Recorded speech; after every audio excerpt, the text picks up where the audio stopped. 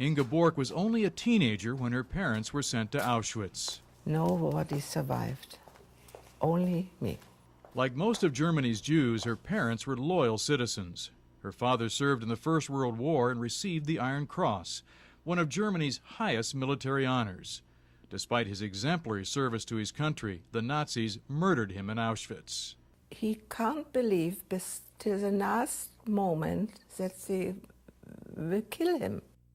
Inga Borg survived the war only through false identity papers and the help of a family friend who hid her in an underground network.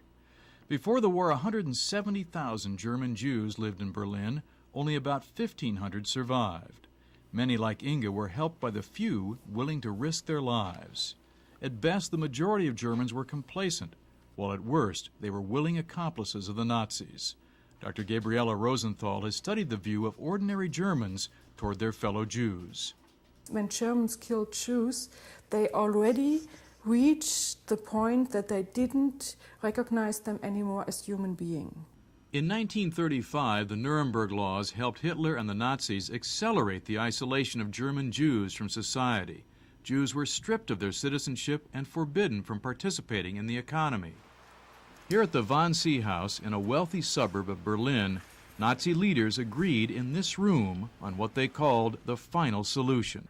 On 20th of January 1942, Reinhard Heydrich invited 14 high-ranking officials of the state to discuss how to actually murder the Jewish minority best. Discussed the details of the mass murdering, discussed how the participants could help in that. Their goal was to exterminate every Jew in the world, 11 million by the Nazis' calculations. They had already begun the process at hundreds of concentration camps like Dachau and Sachsenhausen. With concentration camps like this, the Nazis intimidated the rest of the population and perfected their techniques of terror and torture. It was all part of a master plan to develop a technology of murder. Murder using German precision engineering. And it was murder on an industrialized scale, the like of which the world has never known before. The Nazis mobilized the most modern technologies German industry had to offer, not only to murder their victims, but to dispose of their bodies, so that the death trains could stay on schedule. The ovens of Auschwitz were skillfully engineered to cremate as many as 9,000 people a day. They did night shifts in solving this enormous problem, how to burn as many corpses in as short a time as they could. Modern historians have struggled to answer two fundamental questions.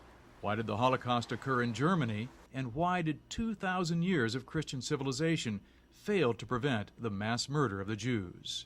I don't assume that civilization, intelligence, and highly education will not produce murders. Both Protestant and Catholic Church leaders fell silent against the persecution of the Jews. In fact, many justified Hitler's crusade. It's like an apocalyptic strategy of Hitler, saying now is the time where good and bad is sort of separated, and I'm the good and the Jews are the evil. The confessing church didn't really care about the Jews. They cared about the freedom of church. They didn't want Hitler to interfere in church policy, but they didn't want to stand up for Jews. So the religious institutions of the time became a silent partner of the state, and although a few stood up, the vast majority of Germans not only allowed but forced the Jews to board the trains to the gas chambers. The Holocaust rightly stands, I think, as a kind of watershed in the 20th century and perhaps in all of Western civilization for that reason. Boundaries were crossed that simply had not been crossed before. The evil of the Holocaust leaves a dark stain not only on Germany, but on humanity as well. For News Odyssey, I'm Bill Turpie.